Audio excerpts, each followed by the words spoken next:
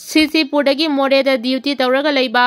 ꯀꯨꯀꯤ village volunteer ꯑꯃ ꯌꯥꯝꯅ ꯑꯔꯨꯕ ꯐꯤꯚꯝ ꯑꯃꯗ ꯍꯣꯁꯄꯤꯇꯥꯜ ꯕꯦꯗꯇ ꯇꯥꯗꯨꯅ ꯂꯩꯔꯤ ꯍꯥꯏꯔꯤ ꯑꯦ.ꯑꯥꯔꯅ ꯅꯥꯒꯥꯂꯦꯟ ꯃꯆꯥ ꯐꯥꯕꯗ ꯅꯥꯒꯥꯂꯦꯟ ꯄꯨꯂꯤꯁꯅ ꯑꯦ.ꯑꯥꯔꯁꯤꯡ ꯑꯗꯨꯕꯨ ꯚꯦꯔꯤꯐꯤꯀꯦꯁꯟ ꯇꯧꯕꯅꯤ ꯍꯥꯏꯔꯤ ꯅꯥꯒꯥꯂꯦꯟ ꯄꯨꯂꯤꯁ ꯑꯣꯐꯤꯁꯥꯔ ꯅꯨꯄꯤꯁꯦ ꯃꯥꯒꯤ ꯊꯧꯅꯥꯕꯨ ꯊꯥꯒꯠꯂꯤ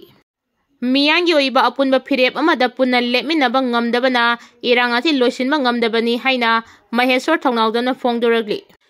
ꯄꯣꯂꯤꯇꯤꯀꯦꯜ ꯄꯥꯔꯇꯤ सी.एस.ओ नꯠꯇ꯭ꯔꯒ ꯃꯤꯌꯥꯝꯒꯤ ꯑꯣꯏꯕ ꯑꯄꯨꯟꯕ ꯐꯤꯔꯦꯞ ꯑꯃꯗ ꯄꯨꯟꯅ ꯂꯦꯞꯃꯤꯟꯅꯕ ꯉꯝꯗꯕ ꯄꯣꯂꯤꯇꯤꯀꯦꯜ ꯄꯥꯔꯇꯤ सी.एस.ओ ꯑꯃꯗꯤ ꯃꯤꯌꯥꯝꯒꯤ ꯃꯁꯥ ꯃꯁꯥꯒꯤ ꯃꯣꯠ ꯑꯃꯃꯝ ꯂꯩꯕꯅ ꯏꯔꯥꯡ ꯑꯁꯤꯒꯤ ꯋꯥꯔꯣꯏꯁꯤꯟ ꯄꯨꯔꯛꯄꯗ ꯃꯇꯝ ꯊꯤꯟꯊꯍꯟꯕꯅꯤ ꯍꯥꯏꯅ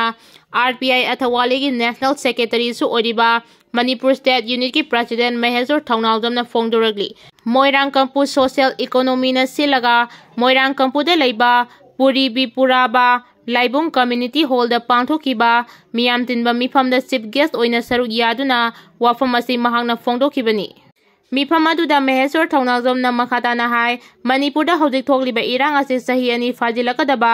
ꯅꯨꯃꯤꯠ ꯈꯔꯅꯤ ꯈꯛꯇꯃꯛ ꯉꯥꯏꯁꯤꯜꯂꯛꯂꯦ ꯑꯁꯨꯛ ꯀꯨꯏꯅ ꯆꯠꯊꯔꯛꯂꯤꯕ ꯏꯔꯥꯡ ꯑꯁꯤꯗ ꯃꯅꯤꯄꯨꯔ ꯃꯤꯌꯥꯝꯒꯤ ꯑꯣꯏꯅ ꯑꯃꯠꯇ ꯑꯣꯏꯕ ꯐꯤꯔꯦꯞ ꯑꯃ ꯂꯧꯕ ꯉꯝꯗꯕ ꯑꯁꯤꯅ ꯏꯔꯥꯡ ꯑꯁꯤ ꯊꯤꯟꯊꯅꯕ ꯃꯆꯥꯛ ꯑꯃꯁꯨ ꯑꯣꯏꯗꯕ ꯅꯠꯇꯦ ꯏꯔꯥꯡ ꯑꯁꯤꯒꯤ ꯍꯧꯔꯛꯐꯝ ꯀꯅꯥꯅ ꯊꯣꯛꯍꯜꯂꯤ ꯑꯃꯗꯤ ꯀꯔꯝꯅ ꯂꯣꯏꯒꯅꯤ ꯍꯥꯏꯕ ꯋꯥꯐꯝꯗ ꯃꯅꯤꯄꯨꯔꯗ ꯂꯩꯔꯤꯕ ꯃꯤꯌꯥꯝ सी.एस.ओ ꯑꯃꯗꯤ ꯄꯣꯂꯤꯇꯤꯀꯦल ꯄꯥꯔꯇꯤꯁꯤꯡꯒꯤ ꯃꯁꯥ ꯃꯁꯥꯒꯤ ꯑꯣꯏꯕ ꯃꯣꯠ ꯂꯩ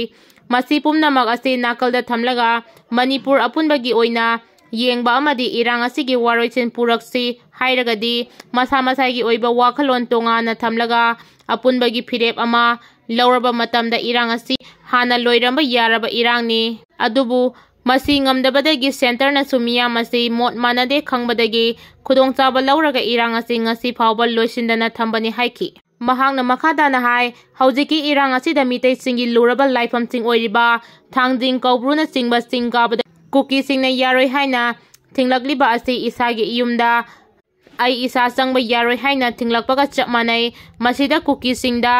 ꯅꯣꯟꯖꯔꯒ ꯑꯩꯈꯣꯏ ꯆꯪꯕ ꯌꯥꯍꯟꯕꯤꯌꯨ ꯍꯥꯏꯕ ꯄꯣꯂꯤꯇꯤꯀꯦꯜ ꯄꯥꯔꯇꯤꯁꯨ ꯂꯩꯇꯕ ꯅꯠꯇꯦ ꯃꯅꯤꯄꯨꯔꯗ ꯂꯩꯔꯤꯕ ꯄꯣꯂꯤꯇꯤꯀꯦꯜ ꯄꯥꯔꯇꯤꯁꯤꯡꯒꯤ ꯑꯁꯣꯏꯕ ꯑꯁꯤ ꯃꯥꯒꯤ ꯄꯥꯔꯇꯤꯒꯤ ꯚꯣꯠ ꯕꯦꯡꯛ ꯅꯠꯇ꯭ꯔꯒ ꯀꯦꯟꯗꯤꯗꯦꯠ ꯊꯣꯛꯄꯤꯔꯣꯏ ꯈꯟꯕꯗꯒꯤ ꯑꯆꯨꯝꯕ ꯋꯥ ꯐꯥꯎꯕ ꯉꯥꯡꯕ ꯉꯝꯗꯕ ꯑꯃꯗꯤ ꯅꯥꯀꯜ ꯑꯅꯤꯃꯛ ꯌꯥꯅꯕ ꯆꯠꯅꯕ ꯍꯣꯠꯅꯕꯗꯒꯤ ꯉꯁꯤꯒꯤ ꯏꯔꯥꯡ ꯑꯁꯤ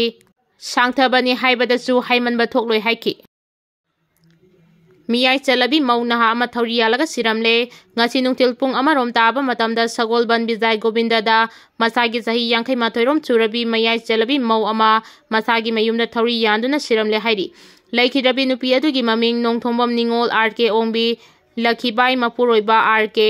ꯆꯥꯎꯕ ꯀꯧꯏ ꯑꯁꯤꯕ ꯍꯛꯆꯥꯡ ꯄꯨꯂꯤꯁꯀꯤ ꯀꯥꯡꯕꯨꯅ ꯊꯧꯗꯣꯛ ꯊꯣꯛꯐꯝꯗꯒꯤ ꯂꯧꯈꯠꯂꯕ ꯃꯇꯨꯡꯗ ꯄꯣꯁꯠ ꯃꯣꯔꯇꯦꯝ ꯑꯦꯛꯖꯥꯃꯤꯅꯦꯁꯟ ꯇꯧꯅꯕꯒꯤꯗꯃꯛ ꯔꯤꯝꯁꯀꯤ ꯃꯤꯔꯦꯜꯆꯪꯗ ꯊꯝꯈ꯭ꯔꯦ ꯍꯥꯏꯔꯤ ꯊꯧꯗꯣꯛ ꯊꯣꯛꯐꯝꯒꯤ ꯃꯅꯥꯛ ꯅꯛꯄꯗ ꯂꯩꯕ ꯃꯤꯑꯣꯏꯁꯤꯡꯗꯒꯤ ꯐꯪꯕ ꯄꯥꯎꯒꯤ ꯃꯇꯨꯡ ꯏꯟꯅꯗꯤ ꯉꯁꯤ ꯏꯃꯨꯡ ꯃꯅꯨꯡ ꯈꯠꯅ ꯆꯩꯅꯕ ꯊꯣꯛꯈꯤꯕ ꯂꯩ ꯍꯥꯏꯔꯤ ꯊꯧꯗꯣꯛ ꯑꯗꯨꯒꯤ ꯃꯇꯥꯡꯗ ꯄꯨꯂꯤꯁꯅ ꯊꯤꯖꯤꯟꯕꯒꯤ ꯊꯕꯛ ꯆꯠꯊꯕ ꯍꯧꯈ꯭ꯔꯦ ꯂꯩꯈꯤꯗ꯭ꯔꯕꯤ ꯅꯨꯄꯤ ꯑꯗꯨꯒꯤ ꯃꯄꯥꯝꯗ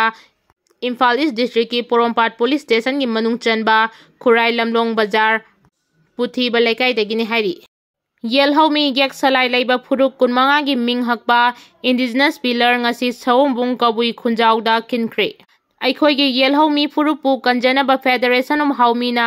ꯌꯦꯜꯍꯧꯃꯤ ꯌꯦꯛꯁꯂꯥꯏ ꯂꯩꯕ ꯐꯨꯔꯨꯞ 25ꯒꯤ ꯃꯤꯡ ꯍꯛꯄ ꯏꯟꯗꯤꯖꯤꯅꯁ ꯄꯤꯂꯔ ꯏꯝꯐꯥꯜ ꯏꯁ ꯗꯤꯁꯇ꯭ꯔꯤꯛꯀꯤ ꯁꯑꯣꯝꯕꯨꯡ ꯀꯕꯨꯏ ꯈꯨꯟꯖꯥꯎꯗ ꯌꯨꯡꯗꯨꯅ ꯉꯁꯤ ꯃꯥꯏꯈꯨꯝ ꯍꯥꯡꯗꯣꯛꯈ꯭ꯔꯦ ꯉꯁꯤ ꯑꯌꯨꯛ ꯄꯨꯡ 10 ꯔꯣꯝ ꯇꯥꯕ ꯃꯇꯝꯗ ꯏꯟꯗꯤꯖꯤꯅꯁ ꯄꯤꯂꯔ ꯑꯁꯤ ꯐꯦꯗꯔꯦꯁꯟ ꯑꯣꯐ ꯍꯥꯎꯃꯤꯒꯤ ꯄ꯭ꯔꯁꯤꯗꯦꯟꯠ ꯁꯥꯄꯃꯆꯥ ꯌꯥꯗꯨꯃꯅꯤꯅ ꯂꯨꯆꯤꯡꯗꯨꯅ ꯌꯦꯜꯍꯧꯃꯤ ꯌꯦꯛꯁꯂꯥꯏ ꯂꯩꯕ ꯐꯨꯔꯨꯞ 25ꯒꯤ ꯂꯨꯆꯤꯡꯕꯁꯤꯡ ꯑꯃꯗꯤ ꯂꯝꯗꯝ ꯑꯁꯤꯒꯤ ꯇꯣꯉꯥꯟ ꯇꯣꯉꯥꯟꯕ सी.एस.ओ.ꯁꯤꯡ ꯂꯨꯆꯤꯡꯕꯁꯤꯡ ꯑꯃꯗꯤ एम.एल.ए. ꯀꯌꯥꯅ ꯁꯔꯨꯛ ꯌꯥꯗꯨꯅ ꯏꯟꯗꯤꯖꯤꯅꯁ ꯄꯤꯂꯔ ꯑꯁꯤ ꯃꯥꯏꯈꯨꯝ ꯍꯥꯡꯗꯣꯛꯈꯤ ꯂꯣꯏꯅꯅ ꯏꯟꯗꯤꯖꯤꯅꯁ ꯄꯤꯂꯔ ꯑꯁꯤꯒꯤ ꯑꯀꯣꯏꯕ ꯃꯐꯝꯁꯤꯡꯗ ꯂꯝꯗꯝ ꯑꯁꯤꯒꯤ ꯌꯦꯜꯍꯧ ꯎ ꯆꯥꯔꯥ ꯀꯌꯥꯁꯨ ꯊꯥꯕꯒꯤ ꯊꯧꯔꯝ ꯄꯥꯡꯊꯣꯛꯈꯤ ꯐꯦꯗꯔꯦꯁꯟ ꯑꯣꯐ ꯍꯥꯎꯃꯤꯅ ꯏꯟꯗꯤꯖꯤꯅꯁ ꯄꯤꯂꯔ ꯌꯨꯡꯕꯒꯤ ꯊꯧꯔꯝ ꯑꯁꯤ ꯄꯥꯡꯊꯣꯛꯂꯤꯕ ꯑꯁꯤ ꯆꯍꯤ ꯀꯌꯥ ꯏꯔꯝꯗꯝ ꯑꯁꯤꯒꯤ ꯌꯦꯛꯁꯂꯥꯏ ꯂꯩꯕ ꯐꯨꯔꯨꯞꯁꯤꯡꯒꯤ ꯁꯛꯇꯝ ꯑꯃ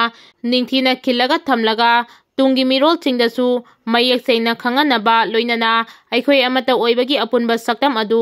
ꯁꯧꯒꯠꯅꯕꯅꯤ ꯍꯥꯏꯅ ꯐꯦꯗꯔꯦꯁꯟ ꯑꯣꯐ ꯍꯥꯎꯃꯤꯒꯤ ꯄ꯭ꯔꯁꯤꯗꯦꯟꯠ ꯁꯥꯄꯃꯆꯥ ꯌꯥꯗꯨꯃꯅꯤꯅ ꯐꯣꯡꯗꯣꯛꯈꯤ ꯉꯁꯤ ꯑꯍꯤꯡ ꯅꯣꯡꯌꯥꯏ ꯃꯇꯨꯡ ꯋꯥꯕꯒꯥꯏ ꯃꯌꯥꯏ ꯂꯩꯀꯥꯏꯗ ꯂꯩꯕ ꯑꯦꯝ ꯃꯅꯤꯀꯨꯃꯥꯔ ꯆꯍꯤ 94 ꯁꯨꯔꯕ ꯃꯤꯑꯣꯏ ꯑꯃꯒꯤ ꯁꯣꯃꯤꯜ ꯑꯃ ꯈꯪꯍꯧꯗꯅ ꯍꯧꯔꯛꯈꯤꯕ ꯃꯩꯅ ꯆꯥꯛꯇꯨꯅ ꯑꯃꯥꯡ ꯑꯇꯥ ꯊꯣꯛꯈ꯭ꯔꯦ ꯍꯥꯏꯔꯤ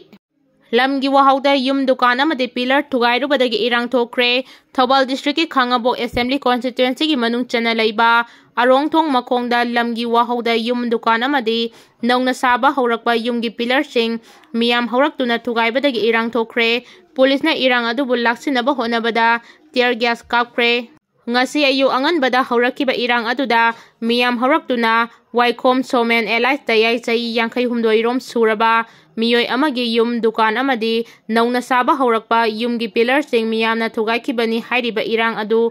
control taunaba honabada police na tear gas cell tingkap tuna irang adu laksinkhre thaudok thokpamda DIG range ani Jogesh Chandra Haubijam IPS amadi